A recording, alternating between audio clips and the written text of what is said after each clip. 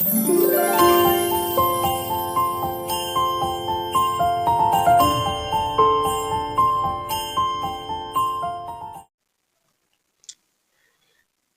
जीजी education point में मैं गार्गी गुप्ता आपका स्वागत करती हूँ। आज हम देखेंगे डेविड ऑसोबेल द्वारा दिया गया एडवांस ऑर्गेनाइजर मॉडल।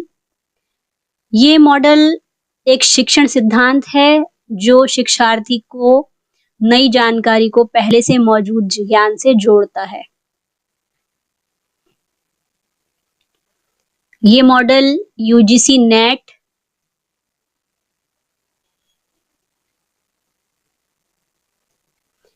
और पीजीटी एजुकेशन की क्लासेस के लिए एक इम्पोर्टेंट मॉडल है और साथ ही ये यूजीसी नेट के पेपर 1 एंड 2 दोनों के लिए इम्पोर्टेंट टॉपिक है। तो आइए शुरू करते हैं इस मॉडल को। एडवांस ऑर्गेनाइजर मॉडल डेविड ऑसोबेल का शैक्षिक सिद्धांत जिसे कहा जाता है, ये सार्थक शिक्षण के लिए एक दृष्टिकोण है। Presented by Gargi Gupta from जीजी एजुकेशन पॉइंट। पहले तो हम जानेंगे डेविड ऑसोबेल कौन थे। तो देखिए, डेविड ऑसोबेल एक अमेरिकी मनोवैज्ञानिक और शिक्षाविद थे। इन्होंने संज्ञानात्मक मनोविज्ञान के क्षेत्र में महत्वपूर्ण कार्य किया या योगदान दिया। इनका मुख्य ध्यान इस बात पर था कि छात्र नई जानकारी को पहले से मौजूदा ज्ञान से कैसे जोड़ता है। मॉडल के मुख्य विचार क्या क्या हैं? इस मॉडल का मुख्य विचार सार्थक शिक्षण है। ऑसोबेल का मानना था कि यदि छात्रों को कोई नया विषय पढ़ाने से पहले उससे संबंधित एक एडवांस ऑर्गेनाइजर दिया जाए तो वे नई जानकारी को बेहतर ढंग से समझ या याद कर सकते हैं।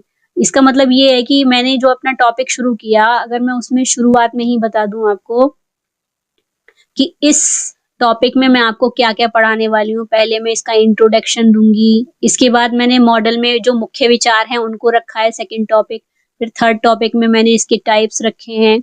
तो इस तरह से एक ऑर्गेनाइजर बनाया जाता है। एक एडवांस ऑर्गेनाइजर बनाकर डेविड ऑसोबेल ने उसको प्रेजेंट करने की बात कही थी।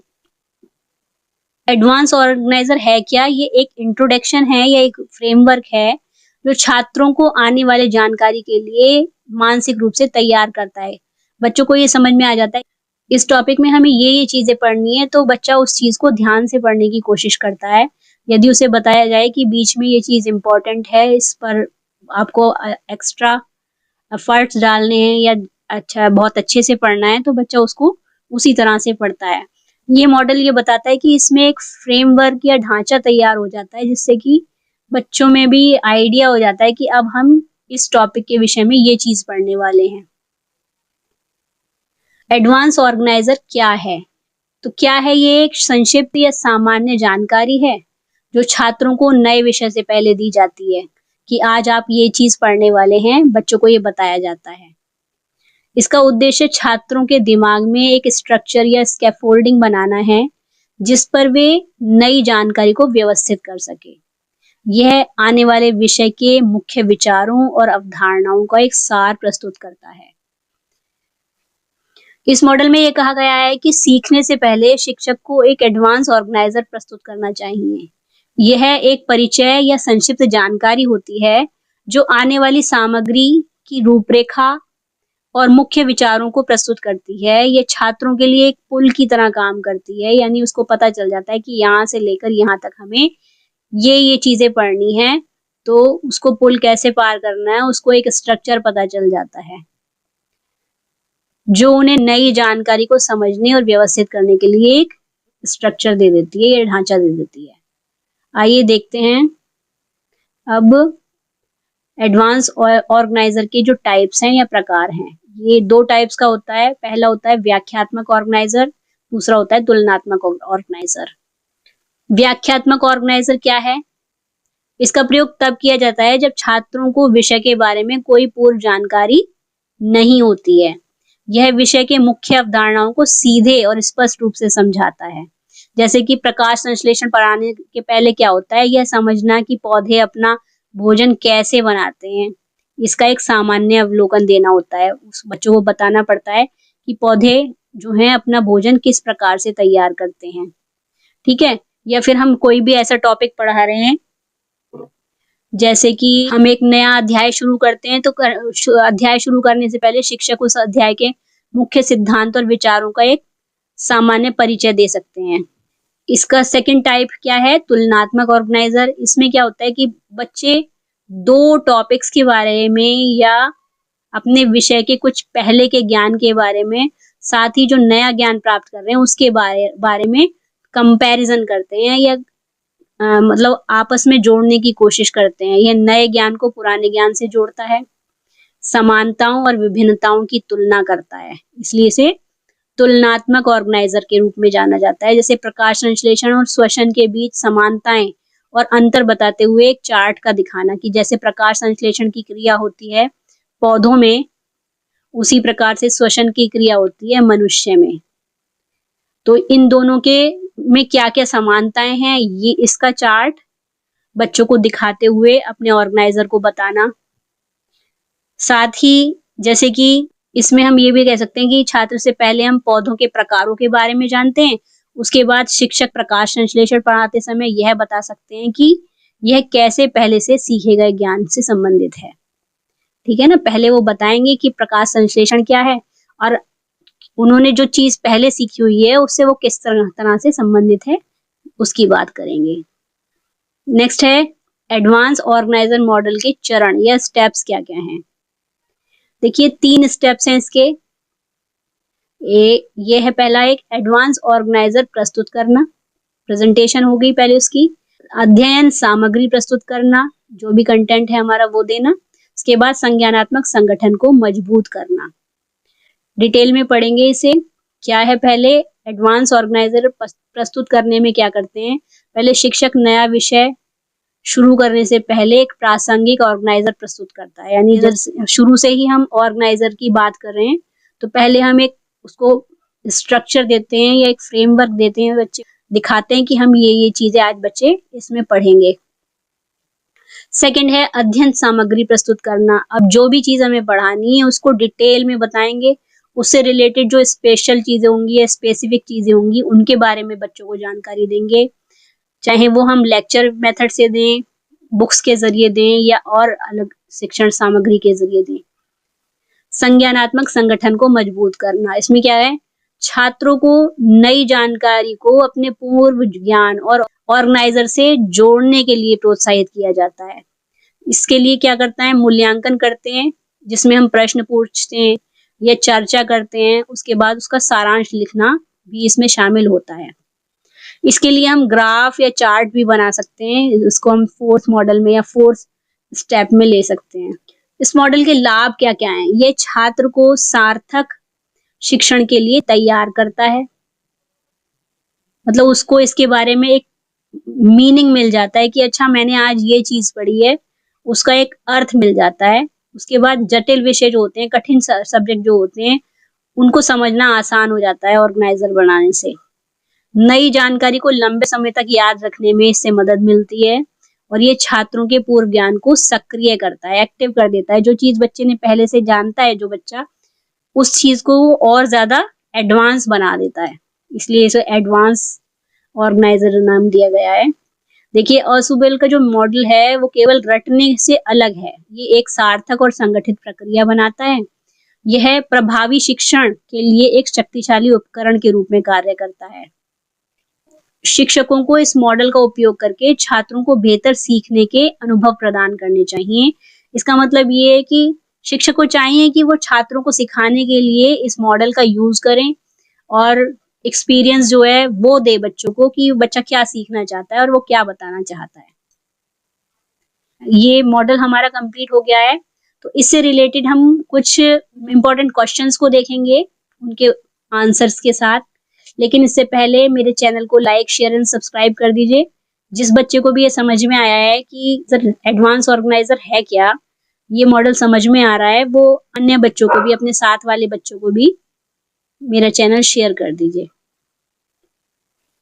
फर्स्ट क्वेश्चन है, डेविड ऑसुबेल के एडवांस ऑर्गेनाइजर मॉडल का मुख्य उद्देश्य क्या है?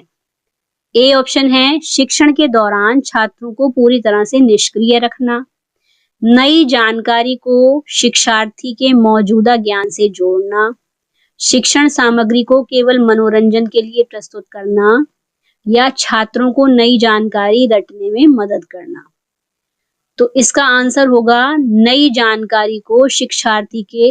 देखिए, एक चीज मैं आपसे कहना चाहूंगी, इसमें जो भी क्वेश्चन यहाँ पर आ रहे हैं, आप उनके आंसर खुद से भी देखने की कोशिश करिए और वीडियो के अंत में मुझे ये बताइएगा कि कितने क्वेश्चंस के आंसर आपके इसमें सही हुए हैं। कमेंट बॉक्स में लिखकर बताइएगा और उससे आपके ज्ञान का भी पता लगेगा कि ये जो टॉपिक है आपको कितना समझ में आया है। तो इसका आंसर है बी, नई जानकारी को शिक्षार्थी के मौजूदा ज्ञान से जोड़ना। इस मॉडल का प्राथमिक उद्देश्य क्या है? छात्रों को नई जानकारी को उनके पूर्व मौजूदा ज्ञान से जोड़ने में मदद करना है। तो हमारा ऑप्शन नंबर बी इसमें हमारा आंसर होगा। नेक्स्ट क्वेश्चन है, एडवांस ऑर्गेनाइजर मॉडल में एडवांस ऑर्गेनाइजर का क्या कार्य है? छात्रों को नई जानकारी समझने के लिए एक मानसिक ढांचा प्रदान करना, पाठ के अंत में छात्रों का मूल्यांकन करना, पाठ के बीच में छात्रों का ध्यान भटकाना, या केवल पिछले पाठों को दोहराना। क्या होगा इसका आंसर, बताइएगा। देखिए, पाठ के अंत में तो छात्रों का मूल्यांकन करना नहीं है, इसमें मूल्यांकन होता है पाठ के अंत में, लेकिन वो ऑर्गेनाइजर में नहीं जुड़ा हुआ है। इस एडवांस ऑर्गेनाइजर में पाठ के बीच में छात्रों का ध्यान भटकाने का कार्य भी टीचर नहीं कर सकता है और केवल पाठ को दोहराने का कार्य भी ऑर्गेनाइजर का काम नहीं है। तो हमारा ऑप्शन नंबर ए इसमें आंसर होगा। छात्रों को नई जानकारी समझने के लिए एक मानसिक ढांचा प्रदान करना। एडवांस ऑर्गेनाइजर एक परिचय के रूप में कार्य करता है जो छात्रों को आने वाली जानकारी को व्यवस्थित करने में मदद करता है। जब छात्र को किसी विषय के बारे में कोई पूर्व ज्ञान नहीं होता तो किस प्रकार के ऑर्गेनाइजर का उपयोग किया जाता है? Comparative organiser, review organiser, expository organiser, या क्रिटिकल ऑर्गेनाइजर। इसमें एक्सपोजिटरी ऑर्गेनाइजर का यूज किया जाता है। एक्सपोजिटरी ऑर्गेनाइजर का उपयोग छात्रों को नई जानकारी के लिए एक सामान्य ढांचा प्रदान करने के लिए किया जाता है जब उन्हें विषय के बारे में कोई पूर्व ज्ञान नहीं होता है। तो हमारा ऑप्शन नंबर सी इसमें आंसर हो जाएगा। यदि छात्र पहले से ही पौधों के प्रकारों के बारे में जानते हैं और शिक्षक उन्हें प्रकाश संश्लेषण पढ़ाना चाहते हैं तो कौन सा ऑर्गेनाइजर सबसे उपयुक्त होगा? Review organiser, comparative organiser, critical organiser, या एक्सपोजिटरी ऑर्गेनाइजर। तो इसका आंसर होगा कंपैरेटिव ऑर्गेनाइजर, क्योंकि कंपैरेटिव ऑर्गेनाइजर का उपयोग तब किया जाता है जब छात्र के पास विषय से संबंधित कुछ ज्ञान पहले से होता है ताकि वे नई जानकारी को उससे जोड़ सके या उसका कंपैरिजन कर सके। क्वेश्चन नंबर 5 है, ऑसुबेल मॉडल के किस चरण में शिक्षक मुख्य पाठ या जानकारी को विस्तृत रूप से प्रस्तुत करता है? कौन से स्टेप में करता है, बताइएगा। ज्ञान का समेकन और मूल्यांकन करने में, सीखने की सामग्री का प्रस्तुतिकरण करने में, एडवांस ऑर्गेनाइजर का प्रस्तुतिकरण करने में, या पिछले ज्ञान की समीक्षा करने में। इसका आंसर होगा ऑप्शन नंबर बी, सीखने की सामग्री का प्रस्तुतिकरण करने में। मुख्य सामग्री को तार्किक क्रम में प्रस्तुत किया जाता है। ऑसुबेल मॉडल के किस चरण में छात्रों से प्रश्न पूछकर और चर्चा करवाकर उनकी समझ का मूल्यांकन किया जाता है? एडवांस ऑर्गेनाइजर का प्रस्तुतिकरण करने में, सीखने की सामग्री का प्रस्तुतिकरण करने में, ज्ञान का समेकन और मूल्यांकन करने में, या पाठ की शुरुआत में। तो इसका आंसर होगा ज्ञान का समेकन और मूल्यांकन करने में। ऐसा किया जाता है यह मॉडल का अंतिम चरण होता है, लास्ट स्टेप होता है इसका ये, जहाँ छात्रों को नई जानकारी को अपनी पिछली समझ से जोड़ने और उनकी समझ का मूल्यांकन करने के लिए प्रोत्साहित किया जाता है। एडवांस ऑर्गेनाइजर को किस प्रकार का होना चाहिए ताकि वह छात्रों के ध्यान को आकर्षित कर सके? मूर्त और संकीर्ण, असंगत और जटिल, मूर्त और सामान्य, या विशिष्ट और बहुत विस्तृत? कैसा होना चाहिए? इसमें आंसर आएगा अमूर्त और सामान्य होना चाहिए। ऑर्गेनाइजर को अमूर्त और सामान्य होना चाहिए ताकि वह छात्रों को एक व्यापक मानसिक ढांचा प्रदान कर सके। क्वेश्चन नंबर 8 है, कंपैरेटिव ऑर्गेनाइजर का मुख्य उद्देश्य क्या है? ऑप्शन ए, नई जानकारी और मौजूदा ज्ञान के बीच अंतर को अनदेखा करना। ऑप्शन नंबर बी, नई जानकारी और पहले से मौजूदा जानकारी के बीच समानताओं और अंतरों को स्पष्ट करना। ऑप्शन नंबर 3, केवल नई जानकारी को रटना या नई जानकारी को पूरी तरह से अलग रखना। इसका आंसर होगा ऑप्शन नंबर बी, नई जानकारी और पहले से मौजूदा जानकारी के बीच समानताओं और अंतरों को स्पष्ट करना। एडवांस ऑर्गेनाइजर मॉडल के अनुसार ज्ञान का समेकन चरण का क्या अर्थ है? केवल शिक्षक द्वारा एक नया पाठ शुरू करना, पाठ के अंत में छात्रों का ध्यान भटकाना, छात्रों को नई जानकारी को अपनी पिछली समझ से जोड़ने के लिए प्रोत्साहित करना। ऑप्शन नंबर डी, शिक्षण सामग्री को तार्किक क्रम में व्यवस्थित करना। तो इसमें हमारा आंसर होगा छात्रों को नई जानकारी को अपनी पिछली समझ से जोड़ने के लिए प्रोत्साहित करना। समेकन का अर्थ है छात्रों द्वारा नई जानकारी को अपने मौजूदा ज्ञान के साथ जोड़ना। ये हमारा लास्ट स्टेप इसमें है। एक्सपोजिटरी ऑर्गेनाइजर का एक उपयुक्त उदाहरण क्या होगा?